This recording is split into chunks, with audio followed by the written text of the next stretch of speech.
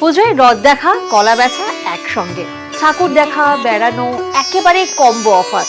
বাঁকুড়ার কোরো পাহাড়ে জাগ্রত অষ্টভুজা পার্বতী, সঙ্গে নদী, পাহাড় আর জঙ্গল।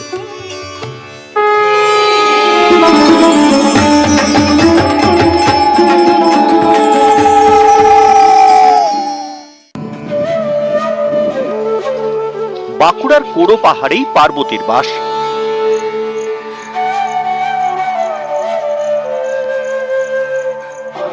দশভুজা নয়, অষ্টভুজা দেবী।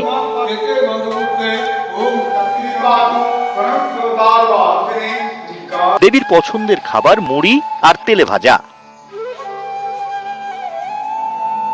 পূর্ণানন্দ মহারাজ আর বিজ্ঞান মহারাজ ইনারা ধ্যান তপস্যায় বসতেন। ও বসতে বসতে একদিন ঝড় বৃষ্টি বিশাল আসে।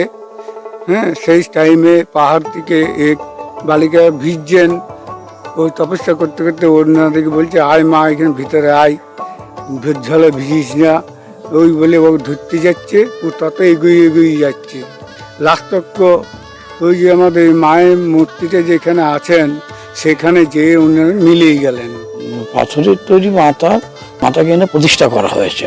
আর আমাদের দুর্গাপূজার 4 দিনের মধ্যে 3 দিন, সপ্তমী, অষ্টমী, নবমী 3 দিন পূজা হয়। আমাদের যেহেতু প্রতিষ্ঠিত দেবী, তাই এখানে দশমী হয় না বা বিসর্জন হয় না। যে মা নাকি করকরে খেতে খেতে উপরে এসেছিলেন এবং তেলে ভাজা, ওই সাধু বাবা আমাদের যিনি, তার প্রিয় ইয়ে ছিল তেলে ভাজা, সেই জন্য এটা করা হয়।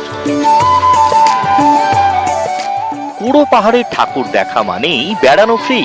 পাহাড়ের নিচ দিয়ে বয়ে গেছে শালী নদী, নদীকে বেঁধেছে গাংদুয়ার ড্যাম, পাশেই ঘন জঙ্গল। খুবই একটা নিরিবিলি জায়গা, যেখানে শান্তশিষ্ট, খুবই পরিবেশটা খুবই সুন্দর। এখানে দেবী পার্বতীর মন্দির আছে, 105টা সিঁড়ি। আপনারাও আসবেন, সবাই এসে পরে দেখে যাবেন। খুবই সুন্দর মন্দিরটা, খুবই ভালো লাগছে এসে আমাদের। কোরো পাহাড়ের যে একটা ইমেজ, সেই পাহাড়ের দৃশ্য, সেটা কিন্তু গ্রামে পাওয়া যায় না। খুব শান্তভাবে পুজো হয় এবং পুজোটা যখন হয় তখন মানুষেরও মানে মনটাও শান্ত থাকে।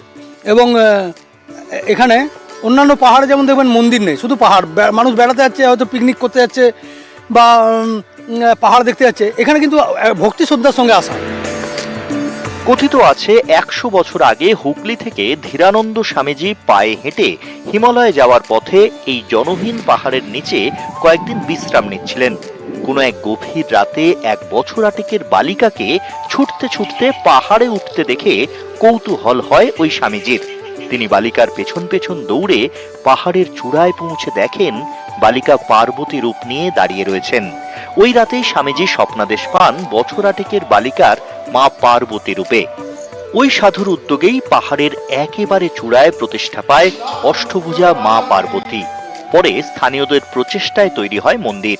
সেই থেকেই কোরো পাহাড়ে অষ্টভুজা বন্দনা। পুজোর 4টে দিন কোলাহল না হলেও নিষ্ঠার সঙ্গে পূজিতা হন পার্বতী। প্রচুর মানুষ ভিড় জমান দূর দূরান্ত থেকে এই পার্বতী দেবীর মন্দিরে। এখানের বিশেষত্ব একটাই, সেটা হলো এই নৈবেদ্যে। যেখানে বাঁকুড়ার মুড়ি তেলে ভাজা বিখ্যাত, সেই মুড়ি তেলে ভাজাই এখানের প্রধান প্রসাদ। তাই নিরিবিলিতে নির্জনে কোরোর পাহাড়ে চলে আসুন, দুর্গাপূজার 4টে দিন কাটিয়ে যান সকলের সঙ্গে।